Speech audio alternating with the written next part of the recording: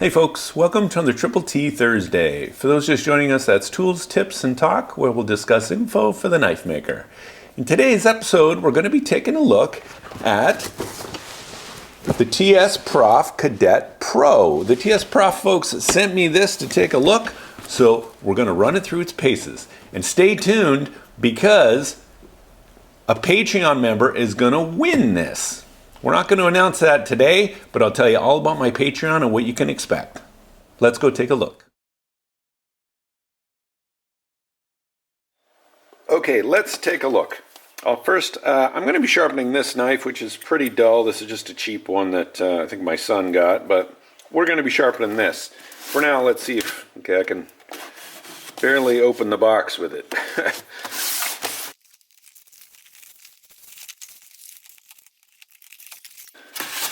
Okay, so we got an instruction manual. I think these are probably the holders. That's the actual pivoting system. I would expect these are the stones. Okay, so it comes with 5 different stones.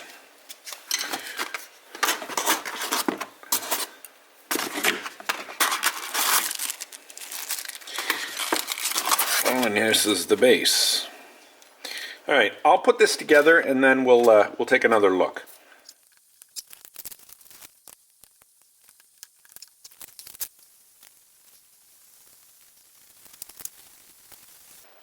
So there was a little lip on here and it would not go in here. It's still a little tight to go in at first. So I had to take that to the grinder and just grind the end off it. Still won't go in. There. Well, now I just popped that out.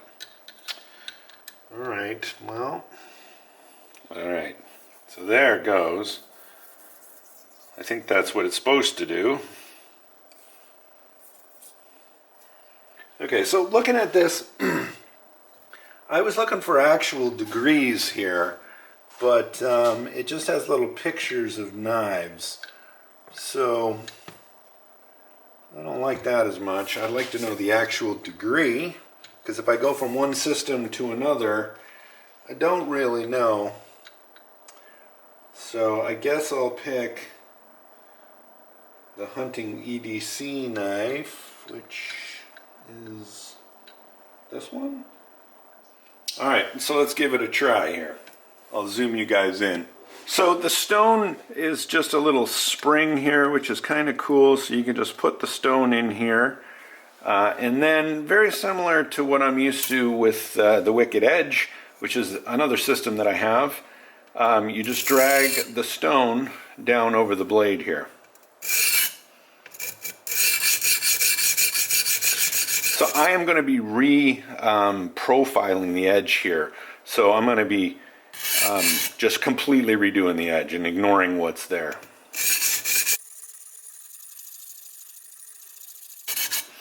I do like the action on this. It's quite easy to do, and it does keep a really good angle all by itself.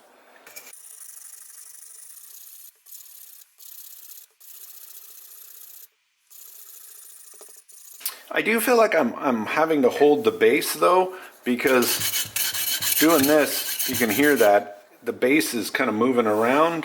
I guess I could clamp this down with a clamp, but I guess I'll just hold it for now.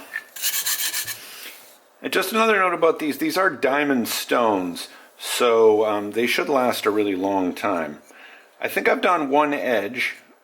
Yeah, I can feel a burr, so now I'm going to flip it around. And for that, there's just a lever here. You flip and then relock it.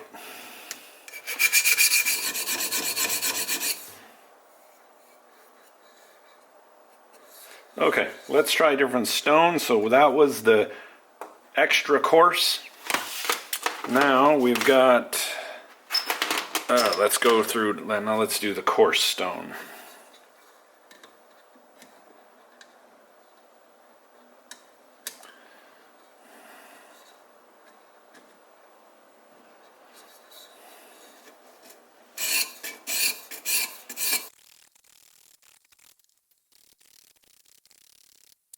Now we're on to medium.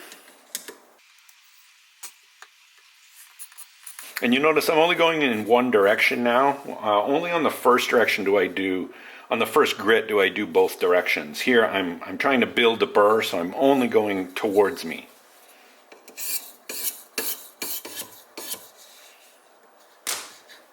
Okay, I'm on to the fine stone now.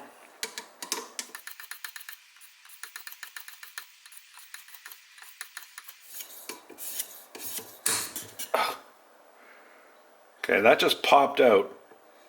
I guess I didn't have it locked tight enough. That was scary.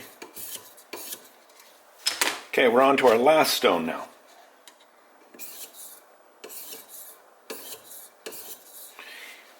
So I'm doing the very fine stone twice on each side, and with this sharpener, which is, it's not unique to this sharpener, but any kind of sharpener where you're going across it with a stone like this, I always find that, and this is a very short blade, it's very hard to get a nice polished edge, because wherever the stone stops, you need to restart, so you get a little line here, and it's just aesthetics. It is certainly sharp, but it's really hard to get it in one stroke. I can just do it on a knife this long, but on a chef knife, you tend to see stops and starts. The wicked edge is the same way. So that's the only thing I don't like when you want a nice polished edge as a knife maker. You want the whole edge to be a nice glistening edge. You don't want these little stops and starts. That's the only downside of these stones like this. Okay, I'm done now. We're going to take it out and we are going to strop it, because no matter how good the sharpener is, you must strop the edge to remove the burr, or it'll never be sharp.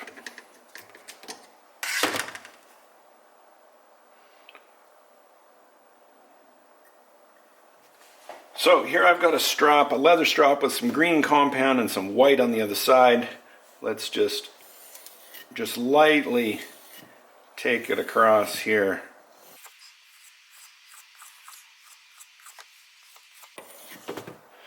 And then what I always do is take my nail and just run this down your nail here. It shouldn't catch at all, and that's how you know if you've got all of the burr off. I'm just going to clean this edge just so it doesn't hang up on the polishing compound, and then we'll cut a little paper. Alright, I got my favorite U-line book here, only because it's super thin paper in here. This kind of paper is great for this. So let's see how we did. Okay, well, I'm not too impressed so far. Yeah, it's not that sharp right now. Maybe we need to go back and try it again. So this may very well be the steel in this knife is just a crappy knife. So I've gone and got one of my knives. This is a knife that, one of the only knives that I've made that I've kept. And I've just dulled it on one of the stones.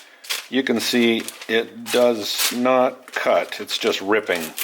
So I'm going to sharpen this one, obviously at a little different angle, but let's sharpen this one and see how we do.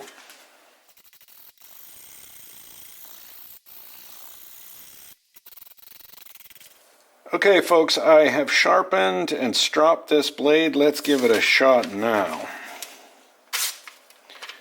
I might have missed it. Yeah, much better. Yeah, it's super sharp now. Not catching at all. Oops, that was my fault.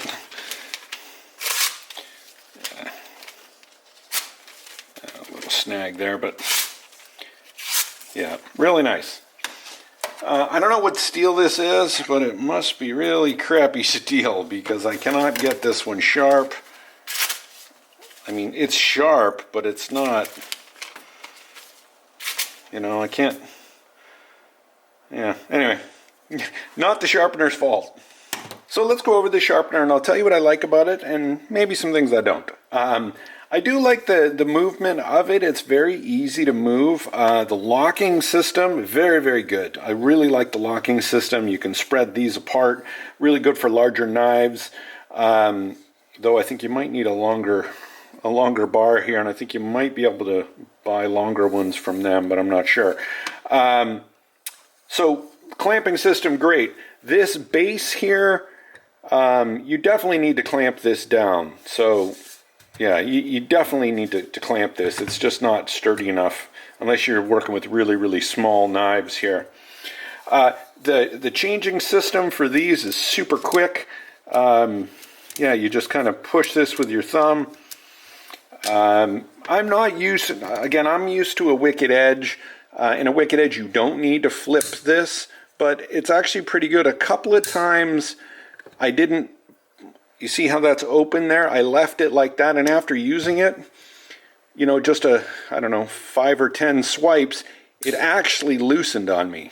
So you got to make sure you push this all the way down and it touches the base, because I had the point here, and at one point it had swung up like this and almost stabbed me in the hand. So make sure you have that tightly down here. But that's, I don't fault the sharpener. That was kind of user error. But make sure. It would be nice if it had actually a little locking, like a little activator there that you could feel it lock. I did have the little issue on the things that I didn't like. I did have a little issue with the machining of this here. It just doesn't go into this thing very easily. I had to like set it down on the table and push it in there. So I didn't love that. That the fact that I had to basically grind the edge of this to get it in there. But yeah, maybe that's just some tolerances they need to check on. Other than that, though, I think it's a pretty solid sharpener. Other thing that I wish they would have put is actual degrees here, so that I know what the degrees are. So they can put these knives, that's a cool little feature to put the different kind of knives, but also put the degrees here. I guess I could take a level and check, but it would be nice if they just put them on there. They obviously must know what they are. So overall, pretty good sharpener. It'll definitely get your knives sharp. Like any of these systems, this one, the Wicked Edge, they do take a while. Okay, it's not like using a 2x72 that's much quicker that I'm now using for my normal operation. But I'm a knife maker and I'm grinding knives from nothing, no edge at all. So this isn't something I would necessarily use for that. This is good for sharpening knives and keeping them sharp. Creating the initial bevel will take you a long time on this.